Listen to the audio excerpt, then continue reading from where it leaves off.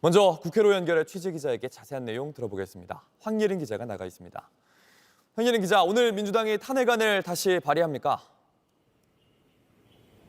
네, 오늘은 12월 임시국회 첫날인데요. 이에 맞춰 민주당은 오늘 오후쯤 윤석열 대통령에 대한 두 번째 탄핵소추안을 발의할 예정입니다. 민주당 관계자에 따르면 이번 탄핵안은 윤 대통령에 대한 내란죄를 명시해 넣겠다는 계획인데요. 윤 대통령이 계엄군에 국회를 막고 국회의원을 체포하라는 명령을 직접 내린 혐의를 담겠다는 겁니다. 이번 탄핵안은 오는 14일 본회의에서 투표에 붙여질 방침입니다. 네, 사흘 뒤군요. 지난 투표 때는 여당의 불참으로 표가 부결됐는데 여전히 야당만으로는 탄핵안 찬성 힘든 상황 아닙니까? 네, 일단 대통령 탄핵안이 국회를 통과하려면요. 제적위원회 3분의 2, 그러니까 200명 이상이 찬성해야 하죠. 그래서 여당에서 8명의 이탈표가 관건인데요. 첫 탄핵안 때 국민의힘이 탄핵 반대와 표결 불참을 당론으로 정하면서 결과적으로 여당에서 3명만 투표를 했는데요. 이번엔 좀 기류가 다릅니다.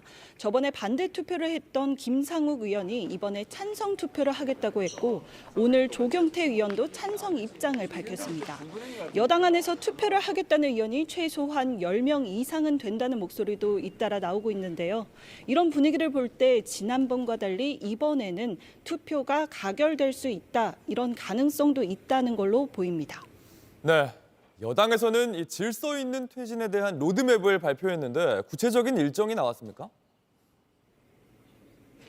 네, 국민의힘 안에 마련된 정구간정 TF는 2월 퇴진, 4월 대선, 3월 퇴진, 5월 대선 이 두 가지 안을 내부에 보고했습니다.